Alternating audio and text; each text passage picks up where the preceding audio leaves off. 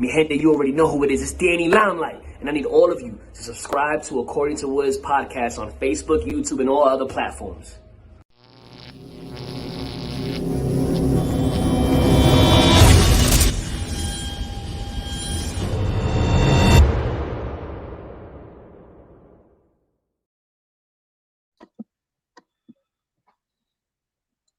What is good, party people? This is According to Woods, and I have the honor and privilege to talking to a Silver Fox BJJ black belt, the very first Silver Fox BJJ black belt. He is a Bellator fighter, and I mean, he's repping New Jersey like nobody else compared. He's the one and only Sergio di Bari.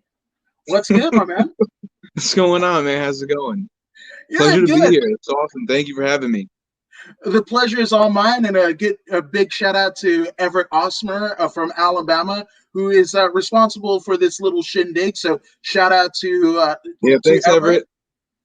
Absolutely, and thank you guys for joining us here. This is like one of the last ones of 2020. 2020 has been a crazy year, but again, for you guys to be tuning into According to Woods with Sergio and I, can't thank you enough. And we're on Twitch. This is the first ever podcast on Twitch. So I mean, I brought out a big name for the Twitch debut. So Sergio, thank you for being that name. Thank you. Thanks for having me. I'm honored to be the first one. So that's awesome. Yes, absolutely. You can never be the first twice. So that's it. So, I mean, let's kind of dial it back, bro. Like, obviously you just fought for Bellator not too long ago. Suffering some battle scars. I mean, first and foremost, how are you doing? I'm good. It was more mental pain after the fact than physical. The fact that I got knocked out in 20 seconds, I didn't get a chance to really show all of the work that I had put in. That was what hurt me the most, because I truly felt like I was really prepared. That's the first time in I don't know how many fights my body felt great. Usually we go in a little bit banged up, something hurts, something's tweaked, something's not right. So it was the first time going in that I felt great. I felt really prepared, and he did something really nice with his feet. He got me to look down, and I didn't see the overhand. He caught me with that clothesline overhand and landed right on the button, So that for me was the most painful part of it, because my jaw might be broken, but, I do have from what I understand, a fairly high pain tolerance.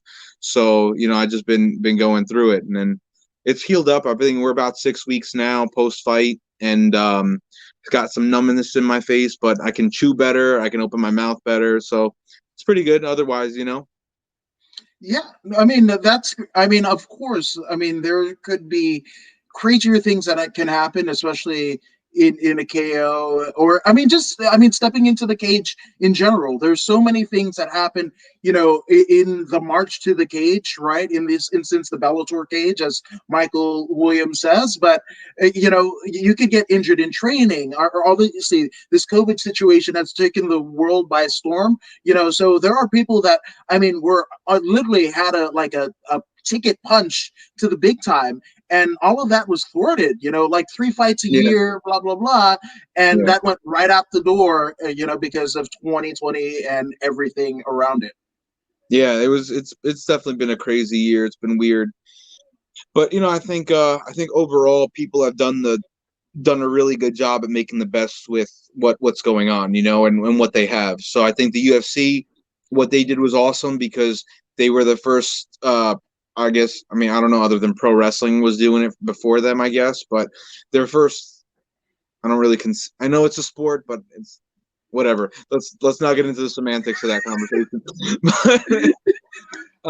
But I think the UFC did a great thing by being the first, the first professional sports, or whatever you want to call it, to kind of start putting on entertainment again, because, it's tough with being stuck in the house and locked up. It's how much Netflix and how much whatever can you watch. Eventually you kind of need something new, something live, something fresh. And I think that was great that they were able to kind of start putting on shows again. They did it on Fight Island, the whole thing. And I think that was speaking for myself, I think that was huge because it gave me something to look forward to. So, I liked it. No, absolutely, and it's crazy because and that's kind of how this podcast had evolved. Was just it's like, you know, I was used to essentially covering shows literally every weekend for the last 4 years, and all of it went away. But I was just like, let me talk to my friends and hopefully make some new ones, and we'll try to figure like, oh, how's it going in like Anaheim? How's it going in Idaho? How's it like, and just Well, I'll like, tell you, it's cold in Jersey right now. That's for sure. yeah, man. It's like 35 degrees and really windy today, so it's nice and breezy out here. Whoo, nice and breezy. I think it's about you top on 30 degrees on top of that, and I'm still in a heavy. I mean, I'm so cold that even my sweater says super dry because that's where I want to be in my mind. Seeing is believing, and fake it till you make it. Yeah, that's actually a dope. I actually like their brand though. That's a pretty cool brand. No, but I know what you're saying because last year I was down in Miami for Christmas, and like it was like what 70 degrees, and everybody's out there wearing like winter coats, so I know exactly what you're talking about. Like meanwhile, I'm out here in t-shirts and shorts, and like these guys are looking at me like I'm crazy. I'm like, it's warm compared to where I come from. It's warm right now, man. Yeah, and that's the thing. It's like everybody's it gives you kind of perspective on the human plight, right? Like how just where like you might have relatives that have the same genealogy that you do, right? But then they grow up in a warmer or colder climate, or and it's just like Yeah, different, and that's what I love about, like, my dad taught me, like, food is the best way that you can find out about people, because like you might have a particular dish that you like and you think like, oh, this is Italian, oh, this is Chinese, oh, this is Mexican, and what have you. And the different like regions of Mexico and Italy and whatever yeah, that make the dishes completely different. And then in addition to that, there's your family recipe and what have you. And it's just like that's where you get like the full kind of like experience and flavor of the world. oh shit, I'm dropping my phone over here. Sorry about that. Yeah, no, for sure. Like you touched on it too. Like the family recipe is different for everybody. Everybody has the same basic recipe, and then who adds a little spice, who adds a little something different. So it's martial arts is like that too. So No, absolutely. Which, I mean, I think this is better than any other time to broach a subject. But I mean, how did combat sports come into your life? um, it started for me as a little kid. Like I'm a son of immigrant parents. My parents came from Italy. I'm first generation. I was born in the United States, but they came. My mom was 18 when she came over. My dad was much older, but my mom kept going back, and then whatever, they moved here permanently. Um, but like I grew up in an Italian household, and other than the United States, anywhere else in the world, like the primary sport is soccer, and like I grew up watching soccer on Sundays and having the Italian soccer channel on and watching the Italian soccer league. And, I grew up and I loved soccer, but, I also loved martial arts movies. Like I love Jean-Claude Van Damme. I love Bruce Lee. I love, just all those old school, like karate and kung fu movies, like all that stuff. Me and my dad would like go to, I don't know, Sears and whatever, like on the Yeah. weekend, and like with my mom, she would drag us, and we'd just be in the movie section, in the TV section, just watching movies while she shopped because we didn't care, So, and that's like, I think that's where it started for me was, that I was so attracted to those types of movies. Like I loved, like Jean-Claude Van Damme, like to me to this day is probably still my favorite action hero. Like he was my first superhero, essentially. That dude could do it all. He could fight, he could dance, women loved him, he was shredded, like Yeah. that was the guy. So that was, yeah, I mean, that's where it started for me. And then I started doing taekwondo when I was a little kid, and after, I don't know, maybe like a year or two, maybe about a year or two, 2 years, 3 years, I was like still in like the beginner classes because my parents, didn't want to, couldn't afford to pay for the more advanced classes, and I kind of got bored of it, and I was over it because I was doing the same stuff over and over again. And then I really like stepped away from martial arts until I started wrestling in high school. I speak Italian, so I wound up taking Italian 3 as a freshman because I figured why not just get an easy A instead of having to work hard at something, So when that happened, I wound up I was in Italian 3, and the captain of the wrestling team sat next to me and was copying off of me, and we started bullshitting and talking. And mind you, I'm a freshman. I'm 4'11", 96 pounds. I'm a small dude. He's like, "Oh, why don't you come out and wrestle?" And I was like, to me, wrestling was like pro wrestling. Like, you had to be a monster to be a wrestler. I didn't understand like Olympic style wrestling. Like, I didn't understand, collegiate wrestling. I didn't understand freestyle. I didn't understand Greco-Roman. Like, to me, it was just these gigantic dudes on TV that were beating the crap out of each other. So I was like, I don't know if I could do that, man. I'm kind of small. And he like dragged me out to like a wrestling practice one day, and I sucked, but like I fell in love with it, and I basically like I just got my ass kicked every single day. And then my sophomore year, the guys that were in my weight class decided that they didn't want to wrestle.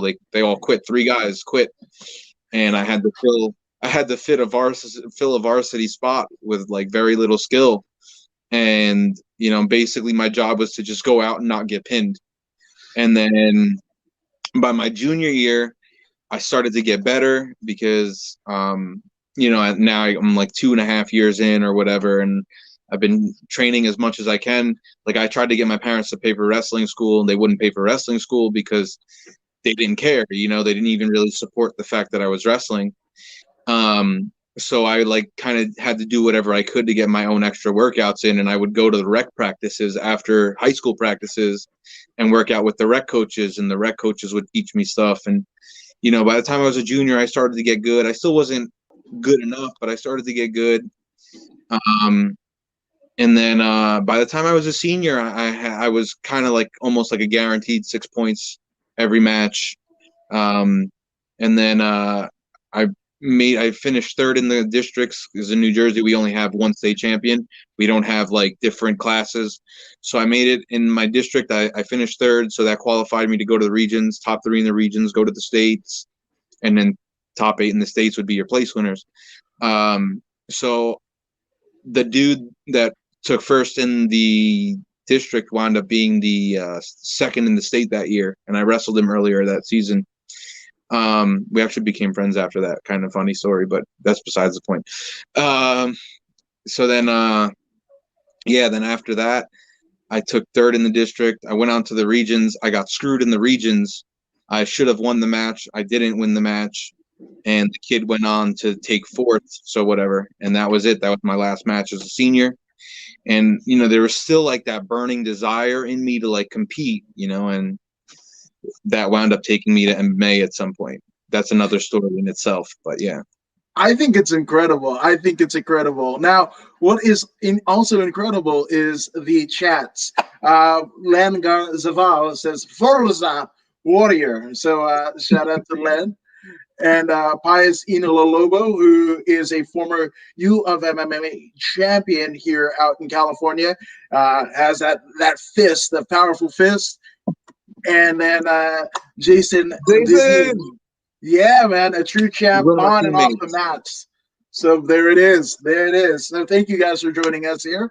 And now, this is kind of crazy, right? Because I think your formative years were essentially a good kind of point to cut your teeth in terms of like MMA prowess, because you started out in taekwondo, which is a basically a stand-up discipline, and then you go to grappling, right? So did you have a tough time in transitioning? I know there had been some years that had passed between taekwondo and wrestling, but were there things that you might have like carried over, or was it just a completely like a whole new world, as they say in Aladdin.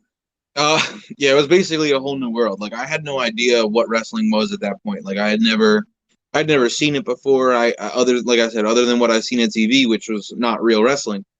So at that point, around that time when I started to get into wrestling, Kurt Angle was like in the WWE, and like then I started really watching him because like he would use real wrestling moves, and it was like, but other than that, like there really wasn't any crossover for me at that point between the taekwondo and the wrestling. It was just something completely new, something I had never experienced before. But I'm a little squirrely kid, so I'm used to kind of figuring shit out on my own. So like I just jumped in and I was kind of hooked right away, which was weird because like I sucked. I was getting my ass kicked every day, and then that kind of, I don't know what it was about it, but I just couldn't help myself. I kept going back, And another funny thing was all the upperclassmen hazed me. That's right. The upperclassmen, the juniors and the seniors, used to literally beat the shit out of me every day before practice. Like they would literally. These are dudes that were like higher up in the weight classes. They would really gang up on me, like hold me down, like beat the crap out of me. I'll never forget the one dude in the gym was like swinging, because I was so light, I was so small, was swinging me from side to side, like into the wall mats. But like I look back at, like at the time, like other students got hazed too, and like they kind of like went and told their parents, like big things happen. I never did that. I don't know why I never did that, but I never did that. Probably because I knew if I did tell them, they would like not let me go back. But looking back at that, that was instrumental to developing my toughness. And, I look back at a lot of things, and a lot of things that I don't know why I tolerated them or why they happened the way they did, but like I'm like, if it wasn't for that, I wouldn't have done this. If it wasn't for that, I wouldn't have been able to accomplish X, Y, Z, whatever it was. So, I truly believe, I don't want to say things happen for a reason, because they do happen for a reason, but also your mind is the reason why those things happen. Your thoughts. I don't want to get too into it, like law of attraction or whatever. Oh no, I love it. The Secret and all of that jazz. Yeah, come on, go with it. I truly believe that certain things will lead you down a certain path. Things that you want will lead you down a certain path, and whether I knew it or not, maybe my love for martial arts movies and watching dudes fight on TV and in these movies and whatever, like. There's quite possibly that it kind of led me down the way that it did, and all the things that happened to develop me to the person that I am in this very moment, so but that was it. That was the way I dove into wrestling. Which I think it's absolutely great. And my sister is all about she was telling me about the writing things down, because there's a solstice a couple days ago and what have you, being in the line. I found out after the fact about that thing. So oh shit! Still write them down. Still write them down. I'm just saying it works. Write my goals down. I do. Yeah. See, but I also think it's cool because your parents were Italian immigrants, you're first generation, right? And they settled in the East Coast. Now, and settling in New Jersey, right? So, and you were watching Kurt Angle, right? When you were getting in, and Kurt Angle is from Pittsburgh. Now, do you know that there was a Italian immigrant, right, who his family settled in Pittsburgh, right? That ended up, in a roundabout way, headlining a place, across the bridge from you, called Madison Square Garden. And that person is Bruno Sammartino. So I think it's funny that you were, essentially you're wrestling, right? And kind of like taking little bits and pieces of a Pittsburgh native, Olympic gold medalist in the WWE. Well, there would be no WWE or WWF or WWF if not for Bruno Sammartino, who has sold out like Madison Square Garden literally like, I don't know, 30 times in a row. So No, I'm I just had no idea. That's actually a random fact that I had no clue about, to be completely honest. That's kind of oh, cool, though. yes, bro, I am the king of random facts. I'm just saying, if you're ever in like a Scrabble or Who Wants to Be a Millionaire and you need I a was phone, about to say, who wants to motherfucker, be a millionaire? You're going to be my lifeline, dude. oh, 100%. bro, let's do it. Let's do it, dude. And we'll even, I mean, you're a fighter, so I don't take hits to the face. We'll do a 60-40 split. I'll take the 40, you take the 60, and we'll call the whole thing off. I'm just saying. It works for me, man. If we get there because you answered a question, I have no problem sharing. So let's do it. There it is. There it is. Now, I mean, speaking of like, obviously, sharing both your experience in Taekwondo and then wrestling in high school, like at what point does like MMA become a thing? Like, did you join a school? Did you watch a fight? Like, how did that happen? So for me, the fact that I fell in love with wrestling, and the fact that I never was able to accomplish anything. My goal, I knew I would never be a state champion in wrestling, especially because, like I said, in New Jersey, we have one true state champion. We don't have multiple different, whatever you want to call it, divisions or however they do it in other states. So Mm-hmm. we have one true state champion. I believe we're one of two states in the entire country that do that. Every other state has different classes. They have like a class A, class B, class C, whatever, or class one. Well, I don't know the way they do it in other places. I just know what I know about what I know. Mm-hmm. Yeah, that's good. So we're only one of two. From what I understand, we're only one of two states in the entire country that have a true state champion, and New Jersey is very densely populated because we're not a huge state, but we have a lot of people in the state. So the talent pool is very deep, which is also one of the reasons why we're an MMA hotbed. I personally believe, like New York and Pennsylvania, and then you go further south. But anyway, that's beside the point. Right. So for me, I lost my train of thought. Sorry. No, the transition to MMA and what have you, and you love wrestling. So yeah, so I knew I wasn't gonna. I wanted to. My goal was basically to just make it to the states. That was my goal, to make it to the state tournament, and I didn't accomplish that.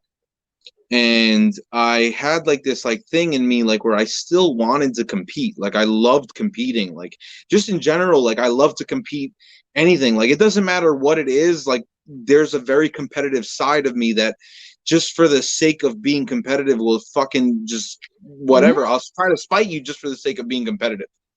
So that's just how I am.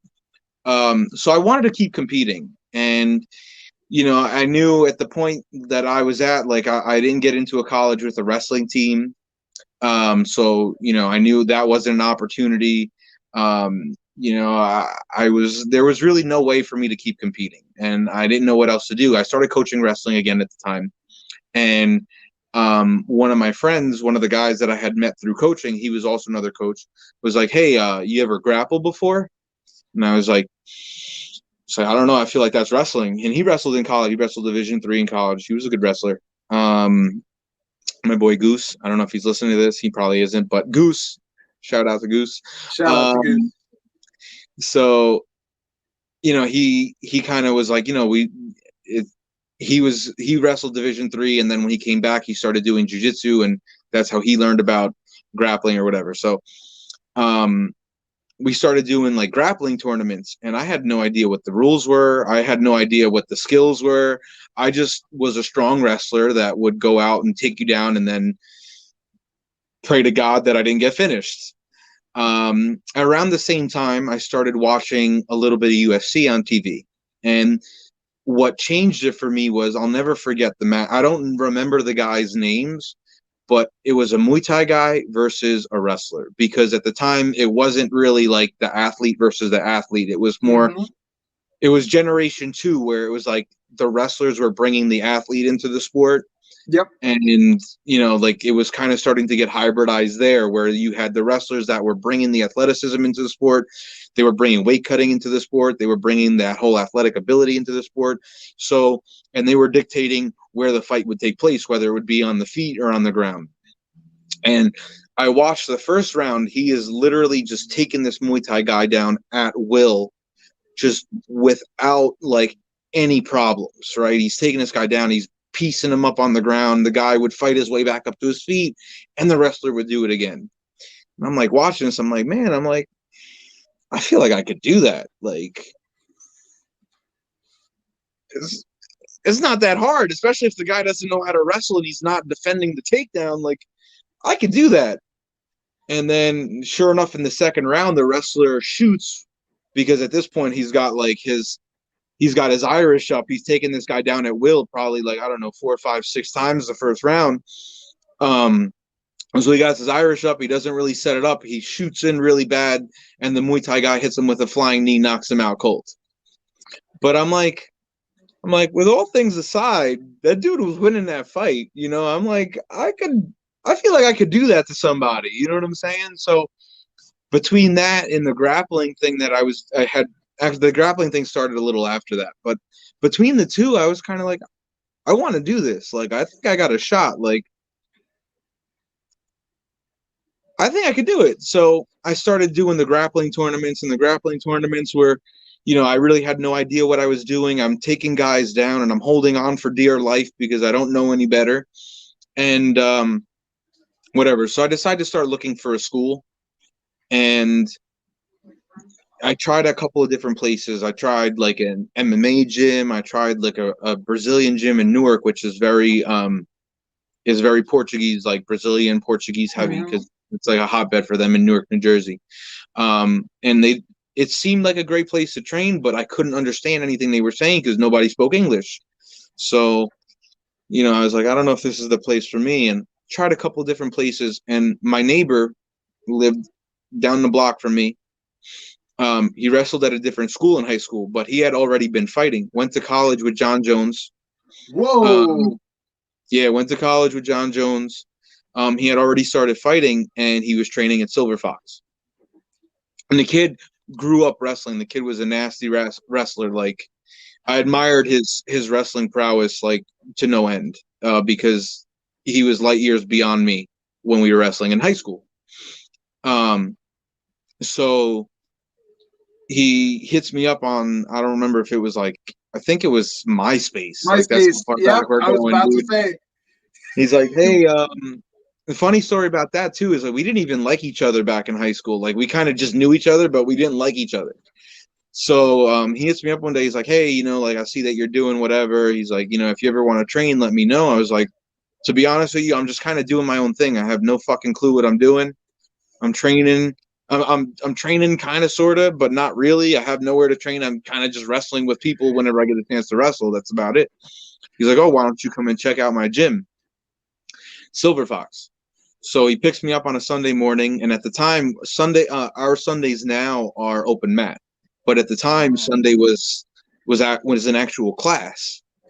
So I walk in and I meet Fox for the first time, and he starts teaching class. I'm like looking at him like, man, this guy looks like he should be doing my taxes. Like, Fox, if you look at Fox is 5'11". He's a very skinny dude. Like, he's not physically imposing. Like, you don't look at this guy and go like, man, this guy is a monster. Like, this guy will fuck you up. No, you don't look at him. You look at him and you're like, oh, like this kind of frail dude. Like, he's kind of skinny looking. He doesn't look that tough, but all right, you know, whatever. So I started watching him teach class, and I was blown away by his attention to detail. And it was very reminiscent of my wrestling coach my senior year. We had a brand new wrestling coach my senior year who was actually a really, really good coach. The guy I had before that was kind of mediocre. Laissez-faire. Yeah, laissez-faire. Yeah, mediocre at best. But by my senior year, the guy that was my wrestling coach my senior year the dude was legit. He wrestled at Seton Hall when they had a wrestling team before they shut it down for whatever reason. What, a Title IX, I believe it was, might have been the reason, but who knows. Yeah. He wrestled at Seton Hall. His assistant coach was his teammate at Seton Hall as well. So like I had, I looked at these guys and I'm like, these guys know how to wrestle, and the way he would explain technique, I saw a lot of similarities in Fox. So I was like, all right, he may not look imposing, but I think this guy knows what he's talking about. So I didn't think any different of it. I was like, I talked to Fox at the end of class. He was trying to sign me up. I'm like, listen, I was like, I can't sign up today, but I will be back this week to sign up. And I'm sure he heard that 1,000 times. He's like, yeah, sure, whatever. And that was Sunday. If I remember correctly, I came back on Thursday and I signed up. And that was it. That's basically like where it started, I think Fast it's amazing. forward like 12 years later, it's almost 12 years, 11 and a half at this point, And I mean, you are the first black belt under Fox. Well, from white to black. Oh, but I mean, Steven, still, like, from the Genesis, essentially. Yeah, There from might white have to been black, people. I'm the first guy. Damn, that's some incredible lineage, And Everett Richard also says Sergio, aka the best around. Yeah, What's up, you're the Everett? best. You're the best around, Everett. I'm just saying. I'm sure Sergio would agree. And then Don McGuire of the Fighter's Voice says, "Good afternoon, gentlemen. Good afternoon, Don What's up, Don? McGuire." Yeah, man. And he wants to know, I mean, what aspects of BJJ and wrestling allowed you to persevere in MMA, at least in this juncture of your career? What do you think? My thought when I first started was I came in as a strong wrestler, so to succeed, I should build upon that. And that's why I sought out a BJJ academy as opposed to like an MMA gym, because my thought process behind it was I can already kind of grapple because I just need to learn. Basically, the way I looked at it was I already know how to swim. I just need to learn a different version of swimming. And in the beginning, it was tough because, I'm not used to being on my back. And now you want me to be on my back and be comfortable. And that was tough. But Fox, Fox is super technical. And he was always been one guy that's like his technicality is just something that to this day I admire and I envy, because it's just something that I'm in awe when I watch him. Like literally to this day, like, I have a great relationship with him. He's like a second father to me. And like I said, to this day, I watch in awe when he teaches and he demonstrates, and even when he goes live, man. I've seen this guy at Henzo's in the blue basement, as they call it. I've seen this guy manhandle dudes half his age, twice his size, that like not newbies, like brown belts, black belts, purple belts, just destroy them like with ease, just dispatch them and just kind of send them on their merry way, So, that was one of the things that I admired, and that was my thought process going into it. Between Fox and one of the other black belts that used to train with us, he doesn't train with us anymore, Dave Chung. Dave really took a liking to me and forced me to get comfortable being uncomfortable. So Dave would kind of like watch over me when I was training, and I'd be really comfortable on top because that's where I'm used to being, and he would stop me in the middle of a roll, be like, "No, you're on the guard now." And I'd be like, "But I don't like this." Yes, right? Exactly. Like, I don't want to do this. I don't like this. Like, I like being right where I am. I'm doing good right now, And like, I would do something really good and I would sweep the guy and I'd wind up on top and he'd be like, "Nice job. Now do it again." And he'd put me back on the bottom. And I'm like, "Fuck, man, this sucks."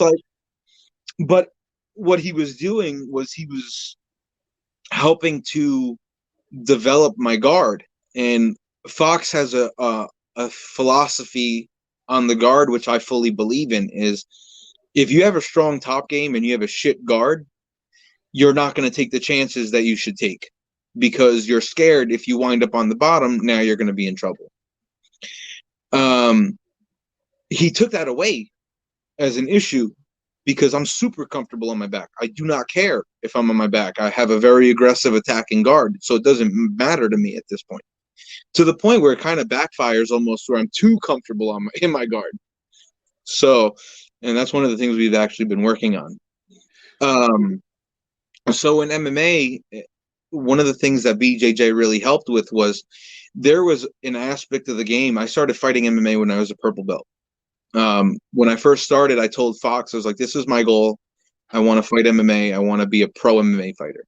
That goal has since changed a little bit. Now it's become, I want to be a world champion. Mm-hmm. Because I've achieved the goal of being a pro MMA fighter.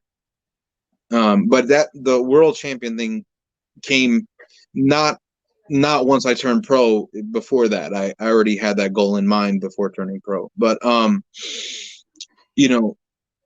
there was an aspect of my game.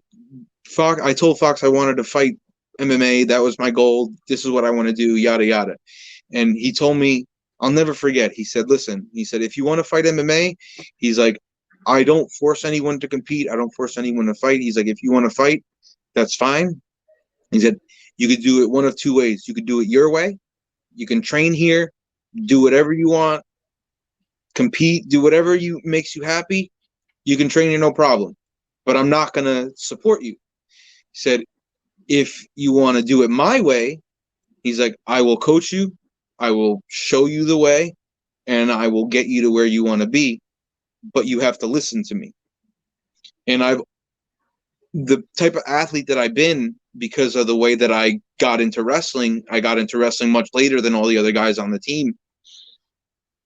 I knew that the only way I would be able to achieve any type of success was if I just listened to everybody around me, because these guys have been doing it longer than me. I didn't know shit.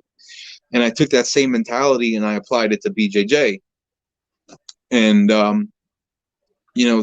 I listened to what Fox said, and I waited for him to give me the green light. And when I was a purple belt, he gave me the green light. At that point, I had already had a very successful BJJ career. I was competing. There weren't super fights at the time. There was no, fight to win. There weren't all these big promotions. It was basically Grappler's Quest and Naga. Yep. And that was it. That was it. The only super fights at the time where you had to be a big name IBJJF competitor, that was like a world champion versus another world champion. That was a super fight. Now, guys are calling regular BJJ one-on-one matches super fights.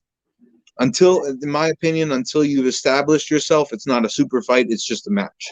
That's just my take on it. That's how I feel. But super fight sells more tickets. I get it. Yeah. And even like fight, when you fight, everything is essentially on the table versus, like even boxing. You could say that as a sport versus like MMA and left way, fights, because you use everything. So, I mean, right. Obviously, it's in the eye of the beholder, but I just think it's cool because first and foremost, it was almost like you were reaching out to him, much like the Peter Frampton song, and you wanted Fox to show you the way, essentially. And not only that, but you essentially are answering through your virtues in MMA in what does the Fox say. So that's my super list, and I'm out of here. Fox, don't kill me. I don't want you to fucking, long distance dedication and whoop my ass here. Fox, you're awesome. He's a very dedicated man. When he sets his mind to something, you never know. No, but Fox is always like, Fox is a stand-up guy, man. He's an amazing dude. He's an incredible human being. Like I said, like I've been blessed with, like I still have my real dad, but I've been blessed with like having like a second father. That's how I look at him, and I think a lot of the other guys look at him the same way. So, but yeah, that was basically it. Like he told me that, and I mean, listen, you've been around longer than me. Like, who the fuck am I to kind of just make shit up on my own and say I can do it? To this day, I still like listen to him and like, whatever he says. If within reason, like I'll try to argue with him if I feel strongly about something, and we'll go back and forth and we'll debate it. More often than not, he's usually right. but every now and then I get to score a win, so Yeah. it's just a good moment for me. I was Um, saying a win's a so win. yeah, but And that was the big thing for me that allowed me to really like prosper and be with using my BJJ and in MMA early on was guys just were not able to handle that level of skill. Like even though I was a purple belt, like I at one point I was training 35 hours of BJJ a week when I was a blue belt for I don't even know how long, and I didn't have a job at the time. I was collecting unemployment, and I'm a carpenter by trade. I'm a skilled carpenter, but at the time I was looking for a job. I didn't really have a job. I was collecting unemployment. I was making decent money on unemployment. I was living at home, so I basically trained 35 hours a week. So when I started fighting MMA, like even though I had a purple belt on, like I was my skill level was very, very high at that point, and it's even to this day, like I think even the level of purple belts now, even though the technology is much more in jiu-jitsu, I feel like at that time I was a much more experienced purple belt, you so and know, that was the prowess that allowed me to succeed, I think, early on. 100%. And you're as Fox's way, it is the way. It absolutely is the way. And Joe the Hitman Elmore, a MMA veteran and a BKFC veteran as well, he wants to know who's your hands coach. Who do you Uh, go for striking? so in the beginning, I trained with Teddy Cruz, who was one of Arturo Gotti's coaches. Yes. Um, Yeah, I trained with Teddy Cruz for quite some time in the beginning, and then I decided that I was going to just basically dedicate myself to BJJ. Teddy wound up moving to like North Carolina or something like that. But I basically I decided that I was going to only train one thing to get really proficient at that to get ready for fighting. And then eventually I started training after my first amateur fight. I started training at North Jersey Muay Thai with Ray Cruz and Joe Boomerang, the same two guys that helped create Ognjen Topic as a three-time Muay Thai world champion. So those are my, I don't want to say hands coaches because they don't only do hands, but Ray does my hands for me. Right now he's kind of banged up, so he can't really hold mitts anymore. So he's coaching other guys to hold mitts for me. But Ray is my coach. Ray. I mean, and that's traditional Muay Thai. When you go crew and, I mean, somebody that, and imagine, like when you're banged up so much that you can't hold pads, that's saying something. Think about all of the people, both beginner, soccer moms to professional fighters in both MMA and Muay Thai, that you're literally holding pads, 3 to 8 hours a day, 7 days a week sometimes, and that takes a toll on your body even more so. And a lot of the crews, both male and female, they had a fighting career. They've had like a triple digit Muay Thai career in terms Well, of fights and I don't everything. I don't think I don't think Ray and Joe fought like that, but like I can tell you, like witnessing it live, like Ray and Joe, have held pads for Ognjen a lot, like um and that says a lot just in general, just to their level of pad holding, like uh usually it's Ray, and I remember when we were in camp for when Ognjen was training to fight Senchai. Who is no joke. We were me and my roommate and my best friend, teammate, whatever, we were training with Ognjen 7 days a week. We were sparring with him every day to get him ready for Senchai because we're both southpaws. And he's fighting Senchai, who's also a southpaw, and man, we were in there having wars, and like we would come in and I would watch Ray hold pads for Ognjen for a half hour, and like Ognjen is not holding back. He's dumping him with the sweeps, throwing him as hard as he can, because at that point the mentality is just very laser focused, and that's who my hands coach is. That's the guys that help me out, so Woo! me, That's man. And again, I mean, to be, preparing one of your pupils for Senchai, I mean, I think it's a consensus. I mean, the greatest, gift to Muay Thai, the sport of Muay Thai, is Senchai. I mean, I think it's undisputed.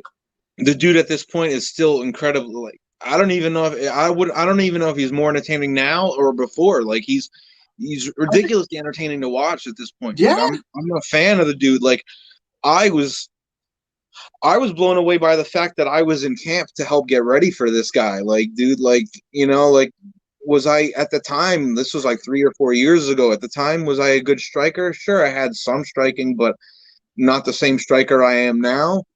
But I mean, fuck, man, that was, I was fanboying from the sidelines. You know what I'm saying? Like, I'm fanboying my homie who's going in there to bang with this dude, and I'm fanboying the dude he's fighting because the dude's a legend, So, yes. And I mean, so and not just like the fight, but I mean, we're seeing like traditional white crews and shit like that, and absolutely. it's not Chai that's fucking doing it, and your homeboy, like, what the fuck? What are you Yeah, man. doing? Absolutely. It's like fuck like I said, I was like blown away by the fact that like we were in camp for that. Like we were the main sparring partners for that fucking camp because we're both southpaws, and like it was it was an awesome experience. Like the skill gap like in just like like leveled up so quick, but like we were sparring hard 7 days a week for like a fucking month straight, man. The funny part about that was I was in camp for one of my fights, then my teammate Mike was in camp for his fight, so he's helping me get ready for my fight. I'm helping him get ready for his fight. So we're both in like essentially he was in camp for me, I was in camp for him, and then we're in camp for Ognian. Like we were in camp for like almost like 5 or 6 months straight, going through the grind, and then we went through that experience. Like we leveled up quick, but man, we took some damage. After sure.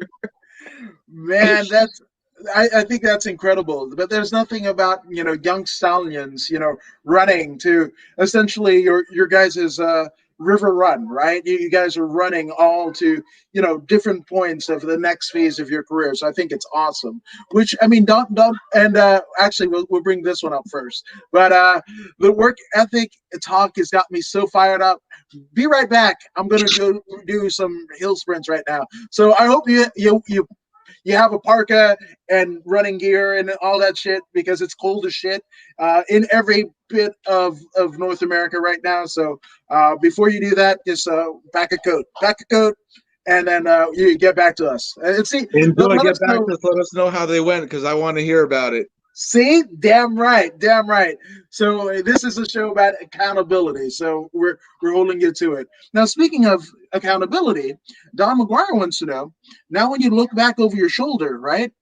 Who do you see, in yourself as a man, not just a warrior, through your virtues in combat sports? Wrestling, taekwondo. I mean, you're literally like a 20 some odd year vet. You're a young grizzled vet in combat sports. So who do you see as a man in yourself?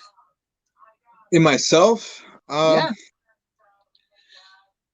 I don't know. That's a tough question to answer. I guess I don't know. I just know like from the way that I look at it, like coming from an immigrant um family and immigrant mindset. Like I've always known like I've seen my dad do it. Like growing up, and my grandmother was sick, so my mother like literally every day was taking care of my grandmother. And my dad worked 2 jobs, and I just, they worked hard to provide for us, and they always made sure like we had the essentials on our back. We didn't have the greatest stuff, but like I know nothing else but to work hard, and that's just basically like myself. Like, have I kind of expanded into other things? Sure, but like I just solely contribute everything to just hard work, like just kind of not being scared to fucking get in there and just do it, like have I had to from the beginning like over and over kind of just start at the bottom and work my way back up? Yeah, every time I take on something new, that's how I do it. And I just, that's the kind of guy that I just see myself as. Is I just see myself as a regular dude who just refuses to fucking quit because I don't know how. Like I've had my face broken. I had my jaw broken. I've had 3 knee surgeries. I had my neck injured, completely turned off my right side of my body, and I'm fucking still here. Like, I just, it's been a long time, but I just, I don't know how else to do it. That's all I know is to just fucking go, to just work hard and just keep working and, believing in you, and eventually you'll get there, No, absolutely. And I think it's so a phrase that I like to bring up, and it's something that I saw. You're by Inglewood, New Jersey, but I grew up in another Inglewood, California, right? And at my middle school, there was a like a bulletin board, right? And I remember my mom telling my sister and I to kind of look at this and remember what this board said, because out front of my middle school it said it takes a lifetime to become an overnight success, right? And especially nowadays where there's this I call it the Facebook and the the gram of instant gratification, and the Twitter machine, right? You get so gratified, and you talk about dopamines, right? Up and down, right? You see something and you're like, yeah, I'm better than that, or like, they're not, like, I feel like shit because they're better than me, right? Right. And the thing about it is, like, anybody that is successful, right, is essentially somebody. I mean, there's obviously, outliers in everything, right? But more often than not, it's somebody that didn't give up in their dream, whether it be fighting, whether it be being a carpenter, your dad working 2 jobs to make sure that he felt. Anybody could have told your dad and your mom that they were Americans and they belonged here, but they wanted to prove it to themselves, right? And Right. so that's the thing. It's just like that indomitable spirit, and that's why, I mean, essentially, you were going into this year, I mean, seven fights, right? 7 fights as a pro, 7 um, places of prayer. right? And then, a litany of fights as an amateur, and then we're not even talking about the grappling exhibitions, the wrestling meets and everything like that. Again, you develop that indomitable spirit because, again, success is, it's something that is attainable, right? But again, you have to put in the work, right? So, Yeah. But one of and the it's things, I don't mean to cut you off, but one of the things that I read a couple of years back that is forever ingrained in my brain, that it takes 7 to 11 years to build an Olympic athlete. Like, if you look at that, 7 to 11 years to build an Olympic athlete.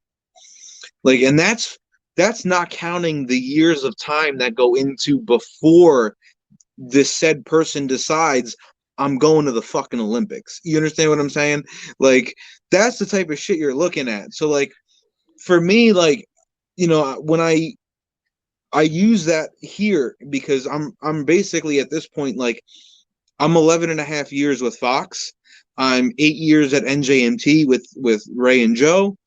And I'm basically I just knocked on the door of Bellator at this point, so yeah, I mean, with all things said, I'm within the timeline, basically, so it's one of those things that I feel like people don't understand, that people see, especially now with social media, it's really, really, really, really easy to just not understand the backstory. It's really easy to not show that fitness model that has taken these amazing pictures of how shredded they look, either how much work they're putting in or how many extra help that they're getting. Yeah, how much extra help they're getting to look like that. You know what I'm saying? You see guys that are successful. A lot of these athletes that are successful, they're not successful overnight. You think they're successful overnight, but they're really not successful overnight. These are guys that they just popped up one day. And if you look at it, I think about this too when I see guys in the UFC that are suddenly you're like, oh, who's this guy? This guy's this guy's making waves in UFC. Like, this dude is making waves in the UFC now, but this guy's been fucking busting his ass for God knows how many years before you guys, know his name, Like, so that's one of the things, and that's what, like, I knew that a long time ago, like, because, like I said, like, for me, like, I feel like the way my life kind of led me down that path, the way that I started with wrestling and whatever else, I knew that at that point that, like, all those guys that were already good had been doing this for years, and I think subconsciously that ingrained it in me that, like, if you want to get good at anything, you don't just start good. You have to start at the bottom and work your way to that point.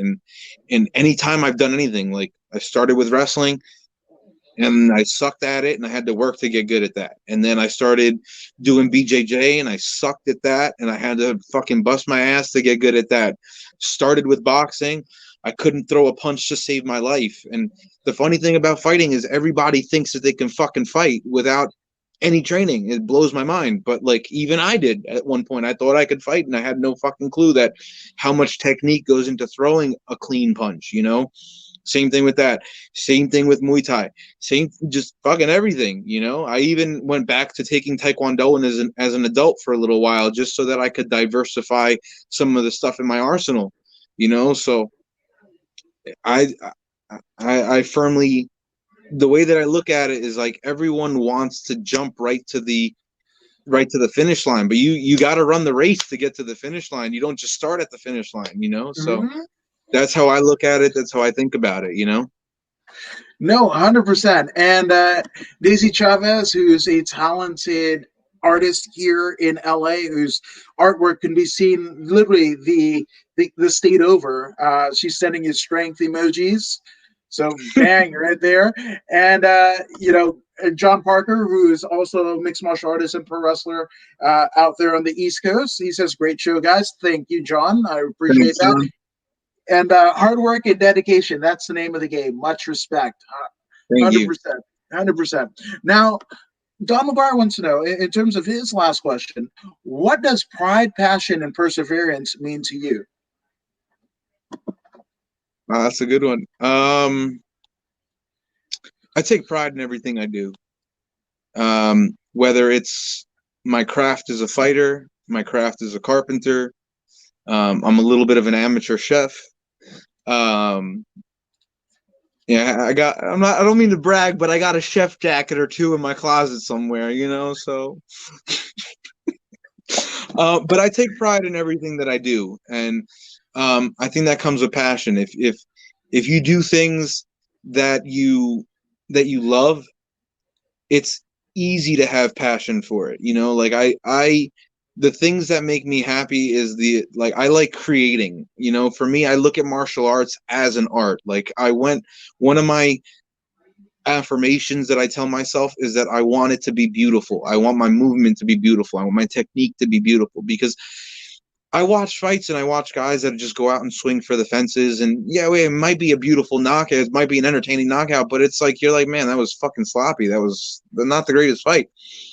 Like, I look at martial arts as, like, I want it to be like, when you watch me fight, I want you to say, wow, like, that was fucking poetry in motion. That's like my goal, and when I build something, like, that's my name on it. Like, I created that with my bare hands, and whether I'm putting together a kitchen or I'm building a deck for someone or whatever I'm doing, like, I want you to look at that and be like, man, like, this is beautiful. Like, you do great work, and when I cook for people, like, I love to cook for myself, but I love to cook for people. And when I make something, they're like, holy shit, this is fucking amazing. I'm like, yeah, I try, So I think, just using those things as an example, I think if you have passion for what you do and you love what you do, I think you're going to have, what was the other word that he said? Passion, Perseverance, pride. And pride.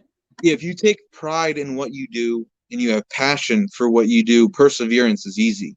Like, when something gets in your way and something kind of knocks you off the path, you might kind of, like, stumble a little bit. You might kind of be frustrated or angry, but I feel like it's really easy to get right back on that path or right back on that horse per se, because at that point you truly enjoy and you truly love what you do. And I think that's easy. I think the perseverance part comes easy when it's something that you genuinely enjoy, something that you really means something to you. And I think the pride and the passion kind of just, overlap at that point, that's how I look at it. No, I'm not going to disagree with you. I'm not going to disagree with you at all. No, not one iota. I feel the same in many ways. Now, I gotta say, because again, pride was one of the P's, the 3 P's that Don McGuire mentioned, right? So, is there a particular fight or feeling or experience, in your career thus far that have made you particularly proud of your performance? I think for me, every fight makes me proud, because the way I explain it to people, like, a lot of people don't know, and a lot of people don't understand what it means. But everybody's like, oh, who are you fighting? Like, especially like early on in your career, like you're not fighting anyone with a big name. Like I'm not going to be like, oh, I'm fighting Don Roberts from wherever. Like you're going to be like, okay, great. So nobody knows that, but the way that I look at it is like every fight is your biggest fight, because what happens in that fight could either make your career or break you. Mm-hmm. In this situation, broken. If I would have won, it would have been right now. He's tied in like the polls for the kid that JJ Wilson. JJ Wilson, yep. Yeah, he's tied with Pitbull for Fighter of the Year in Bellator right now. So, if I would have beat him, he wouldn't even be in that category at this point. And maybe they would. I don't know. I don't think so. But potentially they could be talking about me instead. Who knows? Because the kid came in highly touted, and he's won. He's 7-0 at this point. He fucking deserves it, But there's really not like a specific moment for me where I'm like, wow, like I'm proud of every performance. Like when I like when I turned pro and I won my pro debut in 26 seconds, like that was awesome, or in the fight after that where I lost, but I lose to a guy who goes on to become the lightweight XCC legacy and Shogun champion in all 3 divisions. Like, and I lose to that guy in a hard fought fight, in a fight that I did not feel good in. I felt sick during the fight. So there's that. Or, I come back from that fight and I TKO a kid like Chris Rollins, who's just a gritty, just fucking game dude, Yeah. Or, after that fight, I'm proud of the fact that I almost got knocked out in the first 10 seconds. This kid throws a spinning back fist. I can't remember his Ismailov, Sodiq Ismailov. Who starts a fight with a spinning back fist, throws a spinning back fist in the first 5-10 seconds of the fight, catches me clean. I have to recover from that, come back from that. I wind up submitting him in round 2 with a rear naked choke. Like I'm proud of that. I'm proud of the fact that after that, I fight a tough dude who's on paper is a way better striker than me. And I beat him in the striking because he doesn't want to open up, because he knows if we go to the ground, it's going to be trouble. I'm proud of that. I'm proud of the fact that after him, I fight a guy who's just a tough, gritty wrestler, and I just pieced him up the whole time. I went into that fight, same thing. I went into that fight, no jab, no left kick. I tore my meniscus again in the first round of that fight. I still was able to win that. I'm proud of that. I'm proud of, the fact that I might have lost to JJ in 20 seconds, but I'm proud of the fact that I did something. Like I got to Bellator and I did something that most people don't do, like that was the first time in my career getting finished. And, does it suck? Sure, it sucks. But, I'm still proud of everything that I did to get to that point. I'm proud of all the fights that I did to get to that point. I'm proud of all the work that I put in. And that's why it hurt so much, was that I was so proud of everything I did to get there. And I didn't get to show anything of it. Like I got fucking caught. I got caught. It is what it is. I can't do anything about it.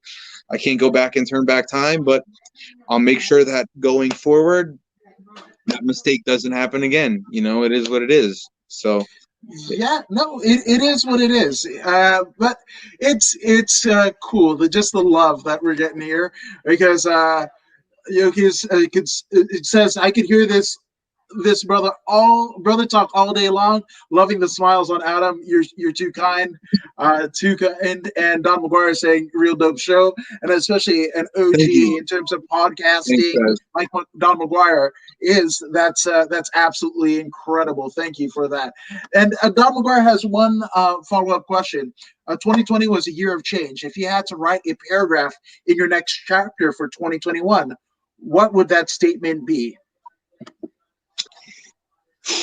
Don, man, you're giving me some zingers out here, That's dude. why, that's why he's one of the best in the game. Yeah, That's he's good, man. if not the best. I'll tell you what, 2020 was a rough year for a lot of people, the world in general, but it was minus the knockout situation. It was a great year for me. I I did things like I was still working most of the time. I was still doing carpentry and working most of the time, and even with that, I was training as much as I possibly could. With COVID going on, we had to make sure everybody stayed safe. We had a very, very, very limited number of training partners. I trained with 5 people the entire camp. That was my entire camp. We didn't have bodies to go through. We sparred twice the entire camp. Everything else was just drilling and situational. I wouldn't say situational live because it wasn't live, but situational semi-live sparring. Right? Yeah. Because there was Mike, my roommate, was fighting the same night as me. So we were both, he was fighting in a completely different place. So we had to split our corners. We had to, we had to split our corners. We had to be in 2 different places at the same time. Normally he's in my corner, I'm in his corner. He's my roommate, he's my best friend. We know each other like mentally inside and out. And it's a huge comfort for both of us when we fight. And then our other guy was with him, Fox was with me, so he didn't have Fox, I didn't have Enrique. And I feel like the fusion that we have there, like we just all mesh really well. And those are 3 guys that are my training partners leading up to this. I was training with Fox, Enrique, and Mike on a daily basis, and then like I said, I had like 2 other guys that I trained with consistently, and that was about it, So I think if I had to sum it up, it was the year in which I kind of got to see what my mental was made of, That was really it, because like I had to balance it between working my day job, my side job, and training, and dealing with the bullshit that the world is dealing with. So yeah. No, 100%, 100%, and sometimes you start a podcast like this guy. I mean, we do what we can, To be honest with you, I got to tell you, I wanted to start a podcast, but I don't know how. Dude, I don't know how interesting I would give you all the details. I will send you the links to the shit that I got. That's what I'm saying. Like, and you guys, if you want Sergio di Bari to be on a podcast that you could definitely partake in and subscribe to, you want to do it. You want to. So let's encourage him. Let's slide into those DMs and let Sergio jump on a podcast. Not jump on a podcast, but have one himself. I mean, he's got some downtime from what I hear. I mean, 6 to 8 weeks. You got a little bit of downtime. I'm just saying, and some cool shit could happen. That's the first thing when we started talking. I was like, he needs his own podcast. That's it. So we're gonna help Sergio out for real, 100%. Fox makes a joke that Italians like to talk a lot. So well, make that, instead of making that your scarlet letter. Fuck it, I mean, Rogan is part Italian, so I'm just saying. Yes, dude, I'll tell you what, he has got podcasting and interviewing down to a fucking art, man. It is amazing. Not to take anything away from you. To be honest, I'm genuinely enjoying the experience. You're doing a fantastic job. No, fuck. If I can play, second, third, 8th string to Don McGuire and Joe Rogan, fuck yeah, I'm good. I'm totally good. If I could be like a quarter, here's the thing, and going back to like the lifetime being an overnight success, right?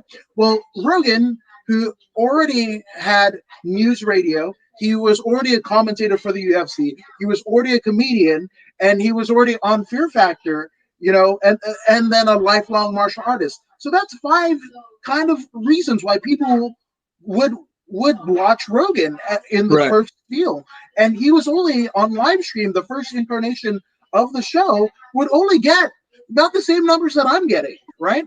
So, and then again, he signs this $100 million plus contract with Spotify. But the way that I looked at it was, this is somebody that, yes, he had a name. He didn't have to do a podcast. Realistically, he didn't. He was good, right? No, And but he does it because of that passion and that pride exactly. And again, and he the put perseverance. That's what got him that $100 million contract.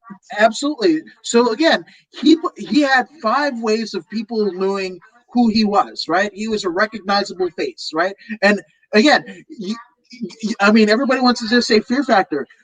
I deal in radio, right? I love fucking radio. When my mom was, raising me up, and her dad was the first broadcaster in Fiji, Fijian born, right? So anything that was from WKRP Cincinnati to Murphy Brown to News Radio, where Joe Rogan was a handyman, that was the fucking shit. And that show, still to this day in 2020, literally like 15, 16 years since it's been off the air, that show is still funny as fuck, right?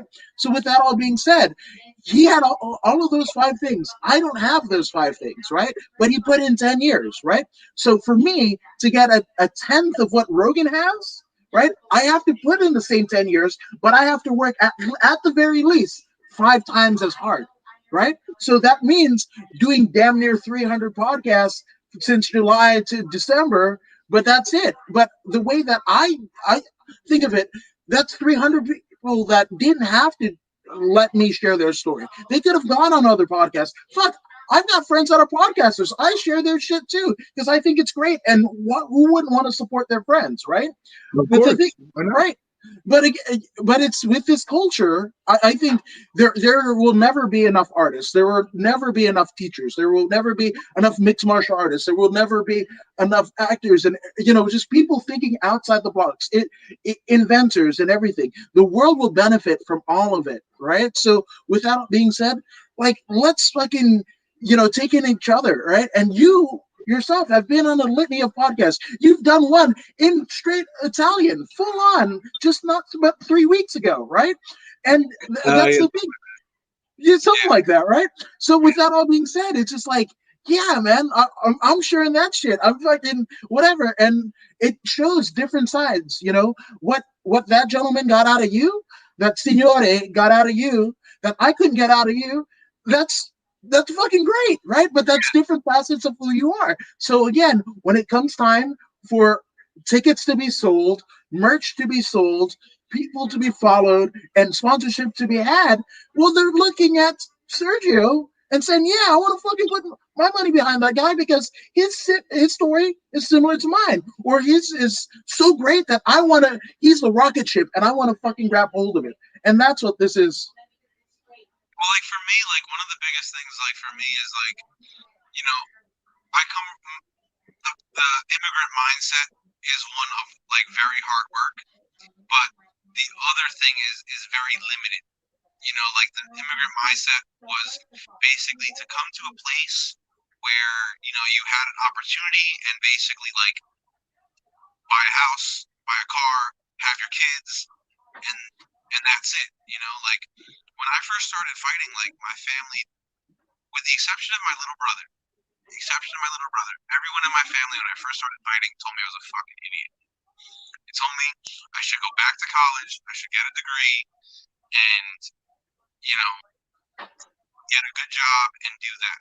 And my parents' dream was for their kids to grow up and one to be a lawyer or a doctor and whatever.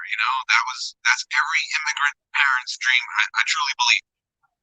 So when I first told them about it, like they were not behind me at all. My father and my mother did not come to a single wrestling match in high school. Did not. Yeah, dude, not one. Even my senior year when I was, like I said, like I was good for almost 6 points almost every single match. I had some really exciting matches too my senior year, and my brother would tell them like, you should really go and watch. He's really good, and they were just like, nah. And my dad's like watching pro wrestling on TV, mind you, while we're having these conversations, you know. So, you know, then I start fighting, or I tell my family I want to start fighting, and they're like, you know, like again, no one supported me, and through just sheer perseverance, the fact that I said, this is what I'm gonna fucking do. This is what I'm gonna do. Like, I'm good. I don't care what anybody says. And I sacrificed a lot, man. I sacrificed money.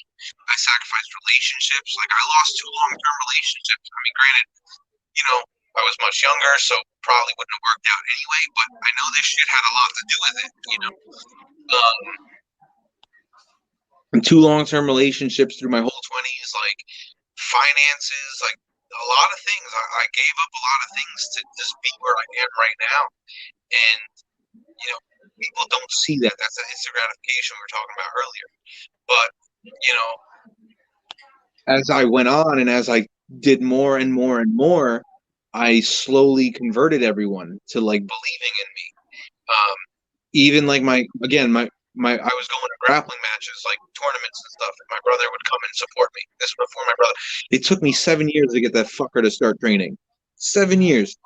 Finally, he started training. He's a fucking solid purple belt now. So anyway, he would come and watch me compete, and he would tell them, he's like, Dad, you should go watch. Like, he's fucking good. And I'm like, my dad was like, nah, I don't like that shit. All right. And he would say it in Italian, though. He wouldn't say it in English. Yeah. But he did watch MMA. He always watched MMA. And when I started fighting MMA, with the exception of the last one because of COVID, he's been to every single fight. He's been to 12 fights out of 13 because of COVID. And, you know, when I first started, and like, again, they would come and like they were scared. They'd always be scared. And then, you know, after I win a couple, they're like, oh, when are you going to turn pro? Now, like, it's not good enough that I'm fighting like I said I was. Now I got to turn pro.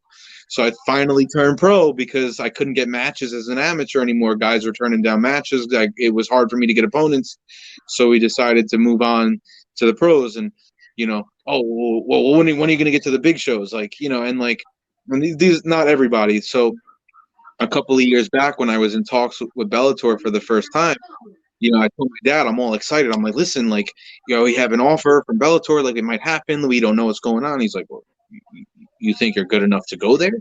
Like, you think you're good enough to compete there? And I'm like, damn, man, like, I come from your fucking nutsack. Like, you're supposed to just be like, fucking go, dude. Like, let's fucking go, you know?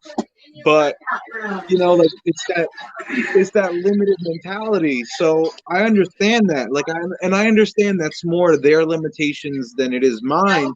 But that's the way that's the world that they grew up in. They grew up in a different time. So I didn't hold it against it.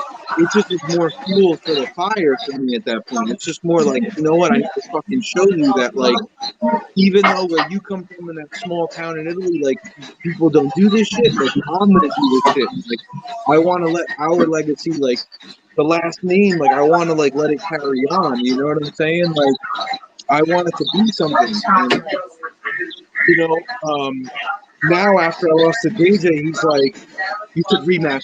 You get the rematch. You fucking beat that kid. I'm like, you know, like, so my goal basically, like, one of the things that I want to do for just about anybody is like, is to kind of, they don't see the back end. You just see where you're at. But my goal is to kind of just to let people know that it doesn't matter where you come from or what you're doing. Like, if you fucking believe in something, you have passion for it, and you have that perseverance. And what's the other one again? It's pride, perseverance, pride, and thank you. Yes, I either get one or the other, the pride or the passion. I can never get them both. But if you have that pride and you have that passion, it doesn't matter how much it sucks. You're just gonna fucking do it regardless. There's days where I like think about it. I'm like, man, if I just fucking gave this shit up and I decided to be a carpenter and open my construction company again, I wouldn't have to financially be fucking going like, when am I going to make my money here, But I love this shit so much, and I know there's a finite time for me to do this. Like, I can always go back to building shit when I got nothing else to do, but I have a finite time. So my goal is to just kind of like sharing my story and telling people, like, and showing them just like through the way that I get there, that it doesn't matter what it is. Like, you don't have to be a fighter. You could be anything. You could say you want to be the next fucking Bill Gates. You could be the next president. Whatever it is, if you truly like believe in it and you truly just fucking decide that you're gonna commit to it and go for it, you can do anything.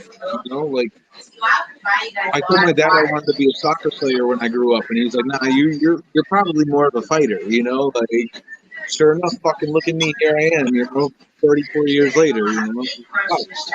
So No, it takes a little time sometimes, right? And Stu says, "Damn, that's real talk about Rogan." No, 100%.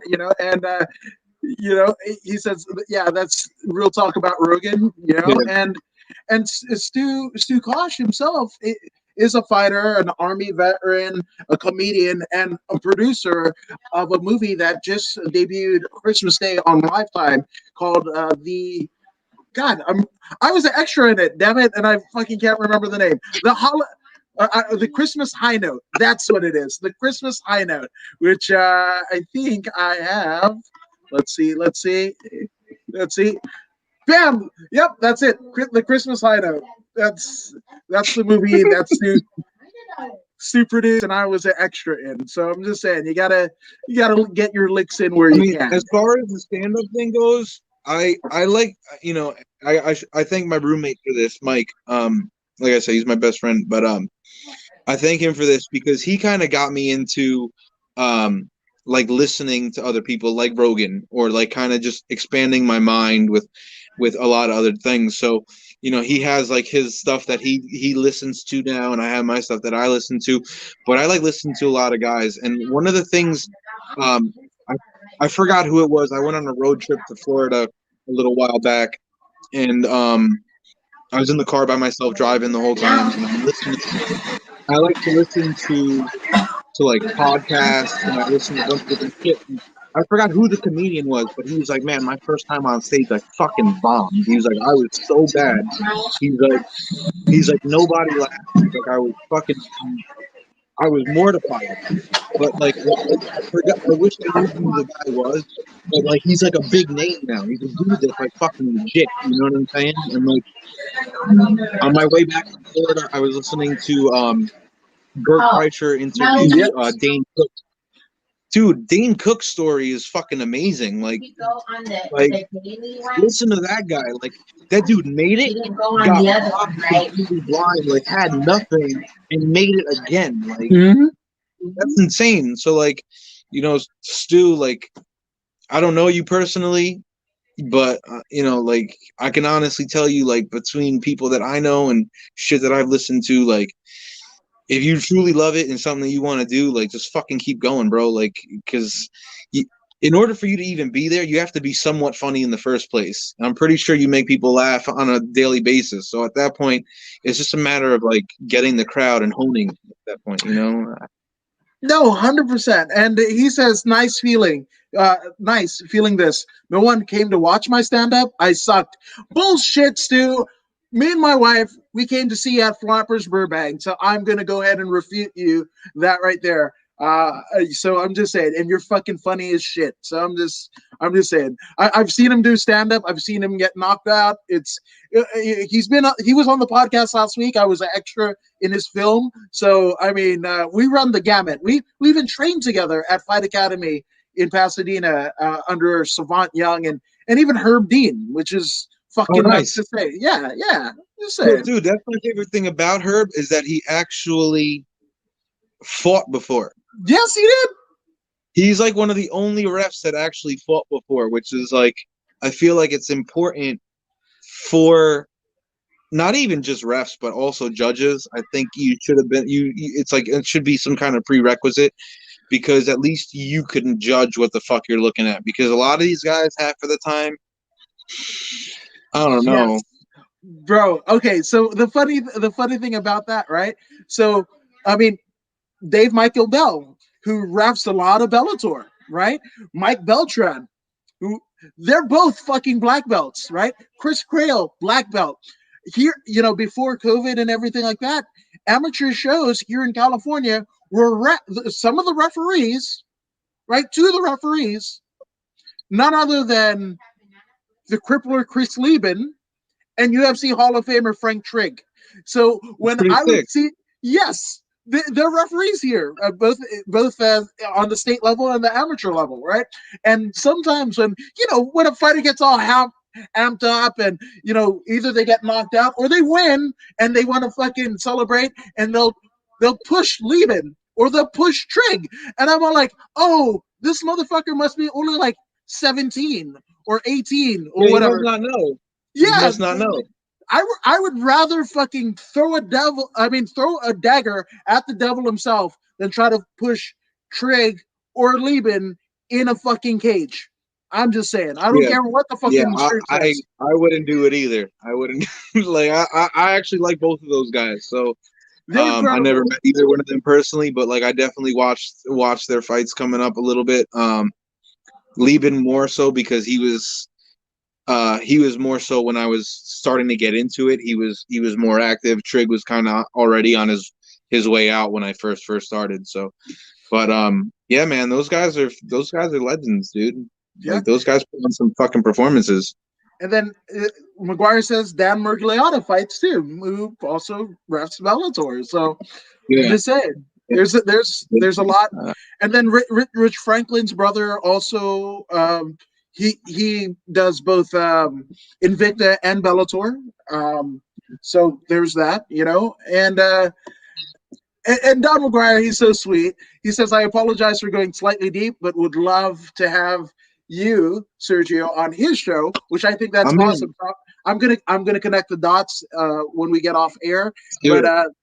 let's fucking do this shit, man. Now Do it. We here's can make it the a three-way. yeah, no, for sure, for sure. Which I mean, it sounded a lot different than what we intended it to be, but yeah, well, I mean, wrong hole. I mean, I anywho, did that on purpose just to fuck around, to be completely yeah, honest. yeah, exactly. I mean, wrong hole. Any whore. But I'm sure she's a nice lady. But I digress. So, so in terms of interesting fights, right? Coming down the pipeline, Don McGuire mentioned 2021, right? So, I mean, is there a fight that particularly entices you? Going into 2021, whether that be Bellator or otherwise, or even fuck For myself a super personally, you're fight. talking about? Yeah. No, I mean for me, there's really no. I'm not. I don't like look going like, oh shit, like I want to fight that guy. Like there's really nothing like. I, I feel like I would need to be like either like in the organization, like establish myself at that point before I start calling dudes out, because nobody wants some fucking no name that nobody knows to just be like, hey dude, like I want to fight you. Like I just think back to Connor, like who the fuck is that guy? You know what I'm saying? And so like that's how I look at it. Um, I feel like I get better and better every fight. And as I get better, I know that the guys that I'm fighting are going to get better. So, for me, I don't have a specific fight in mind. I'm like, like if I was again, like if I was in contention somewhere like that, then I could, then I would say, but I'm kind of like in limbo at this point. I'm suspended for 90 days due to the knockout. I'm still healing up. I just who I'm down to fight like whoever. Like Fox knows, like I'll fight whoever. Like that's just me. Like I wanna. My goal is to prove that I'm the best. I don't shy away from fighting dudes. Like, like do I get nervous going into fights? I think everybody does. Like even Mike. One of my favorite things listening to Mike Tyson talk is him explaining his psyche Mm-hmm. going into fights, him explaining his psyche around fights. Like he'll tell you, he's like, dude, I'm fucking scared the whole time. But everybody looks at him as like this fucking fearless monster. But Mm-hmm. he's telling you like that's what I show you here, but he's like inside I'm the same way, you know. So for me, I feel the same way, you know. I'm not gonna sit here and fucking be like I'm never scared, you know, like go fuck yourself, like, you know, like we're Yeah. all scared, bro, like we all have that fear beforehand, you know, and I think that fear keeps you keeps you on your toes, it keeps you safe, that's what it's there for. But you know, I'm down to fight whoever. Like I like to fight guys because I like to fight good guys because it forces me to rise to the challenge. And if you get to dethrone someone who is technically considered to be better than you, then you get to kind of take that from them. So, you know, I don't, in my entire career I've never fought down in competition. I've always had to fight up in competition because guys similar records as me do not want to fight me usually, or hadn't want to fight me usually. So, you know, that's just, again, there's nothing in particular that I'm looking at. There's no one person.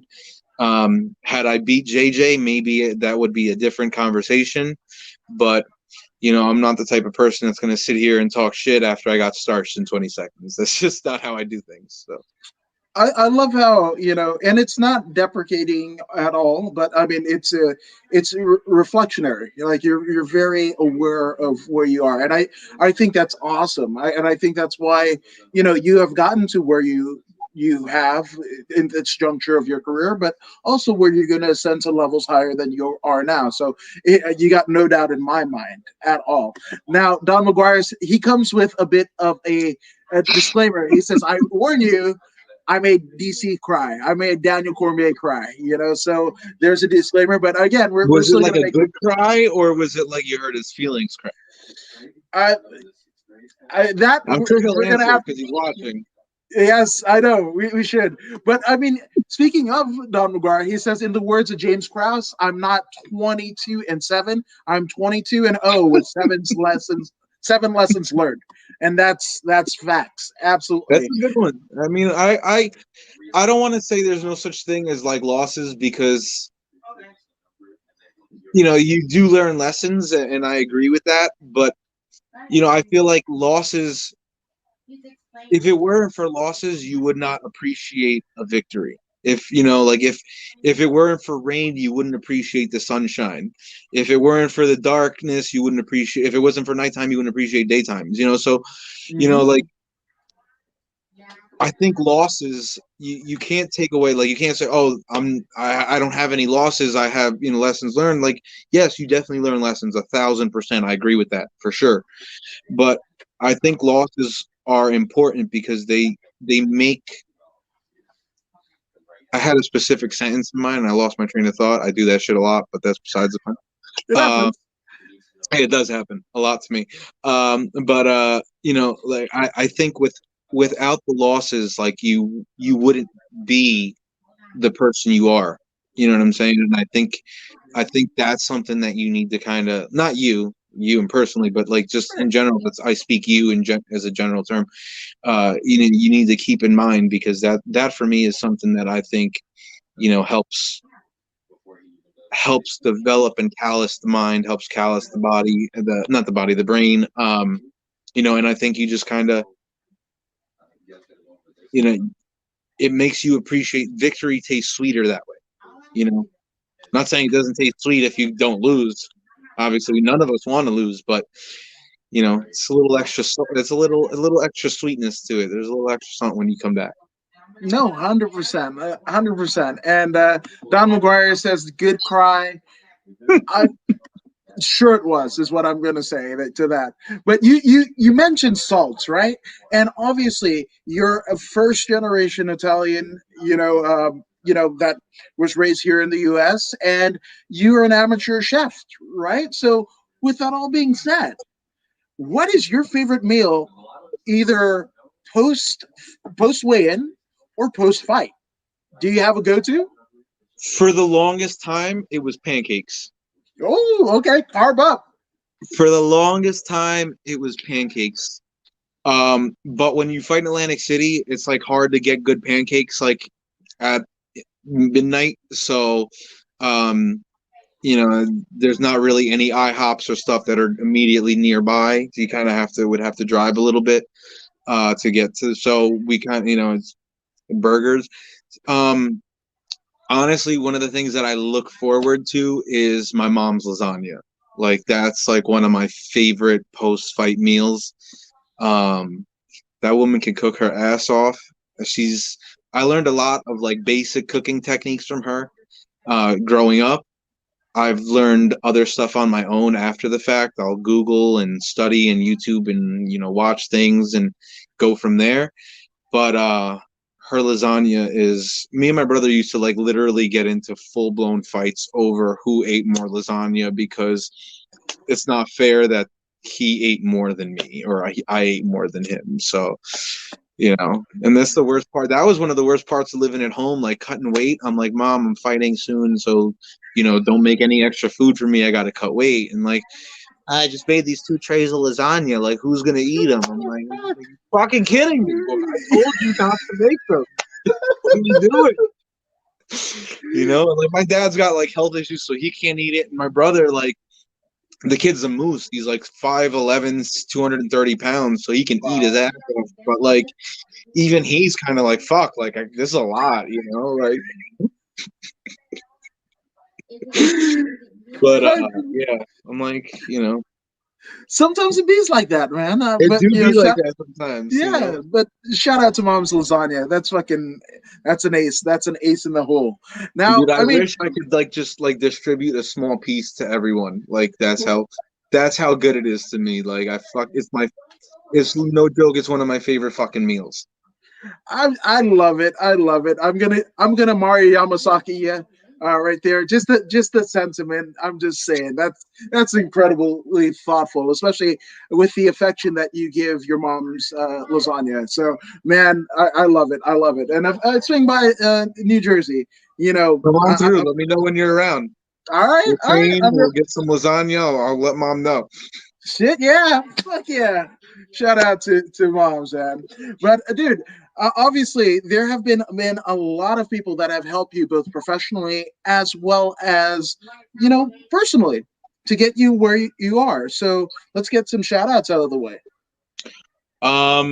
Yeah, absolutely. Obviously my team, my coaches, Silver Fox, BJJ, Silver Fox himself, my teammates. My coaches at NJMT, Crew Ray, Crew Joe, my strength and conditioning coach, Diego. Why can't I remember his? Oh, Flores. Thank you, Diego Flores. Atlas Precision. The kid is. I love the kid. He's when it comes to strength and conditioning, he is fucking kid's phenomenal. And I love the fact that he doesn't stop learning. He like literally like tries to learn as much as he can. My sponsors, I wish I could remember them all. I'm wearing the shirt right now. I might have to take it off and read it off the back of the shirt. But a matter of fact, fuck it. When we're doing it, yeah, fuck it. You want to get paid? My friends over at You Need a Bolt and Screw in Moonachie, New Jersey, auspicious fishing team. Tarek in Florida. Eat Clean Bro, they're huge. My guy over at Big Bowls Little Plates. Nutrition by Tristan Kennedy, my nutritionist. True Rest Float Spa, Gem Printing, Dead Serious, Fight Gear and Promotion.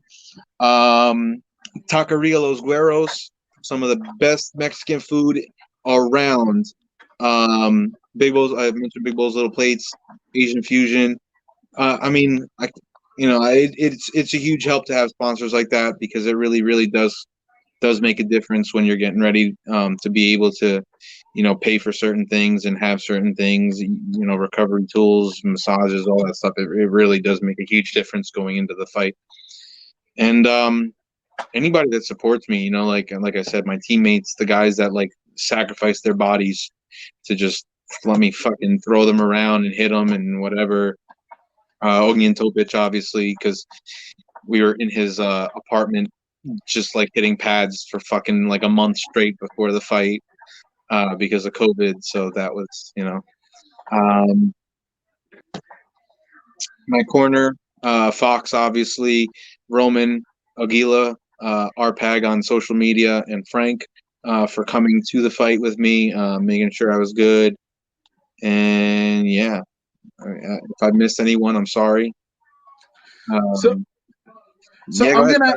gonna help you out. So shout out to mom and her lasagna. Shout out to your dad Yeah, for being like ornery but motivating the fuck out of you to do what you're doing now. Shout out to your little brother who's a fucking purple belt, which I want to be a purple belt someday so I can go fight at Naga because I grew up a wrestling fan and you get belts, not medals in Naga. So shout you out do to get the little belts at Naga. Shout out to Naga for the belt. I got one of those shiny belts for being the North American champion, expert champion when I was a purple belt. So fuck yeah. And then shout out to the roommate Mike, who also fought on the same night. that's So true. shout I out to kind of Mike. included him in the teammates thing, but yeah, shout out to Mike because, like I said, he's my best friend, and we give a lot of back and forth to each other. Like the analogy I use, I'm not a big anime nerd personally, but my friends are. He is.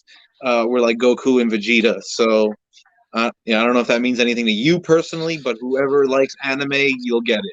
You'll fucking get it. I was gonna go Pinky in the Brain. That's where I'm going with it. My fucking yeah. You know. And Don McGuire is so kind. He says, according to Woods, just killing it. Proud of you, my brother. Love you, my man. I appreciate you. And he says, Sergio, I might just have you and Silver Fox on the same damn show. So again, we're gonna fucking connect those dots. That So would be really cool. Fox hell has yeah. a lot of gems, man. The dude is a fucking genius. Damn right. And Jason, you and Don McGuire, that would be awesome. Both great guys and super talented. I couldn't agree with Jason anymore. And Jason is a fucking great guy himself. So thank you. But Yeah, Jason's one of the guys from the team. So, Jay, I miss you, buddy. yeah, just fucking air hugs and Mario Yamasaki's for all, my man. But dude, again, Sergio, I can't thank you enough for setting time out of your day right before. I mean, this might be one of the last podcasts of 2020, and to end, according to Woods, on a high note with you, my man, I couldn't be more thrilled, especially with the debut on Twitch. So thank you guys on Twitch, on YouTube, and Facebook. Thank you guys for watching us here. And if you guys haven't already done so, I warmly encourage you to go ahead and subscribe to the According to Woods podcast. And Jason says, "Yeah, man, you too. Fuck, man, I love you, Jason. I might even fucking drop in them DMs and have you on here, my friend. So that's what's gonna happen right now. And word is bond. But I mean, Sergio, you're fucking subscribed to the podcast, aren't you? To be honest with you, not yet, but I will. I promise. So, Damn right, he will be. He will be. I just If want to not, say thank you to you for having me on, man. This was a lot of fun. I really, really enjoyed it.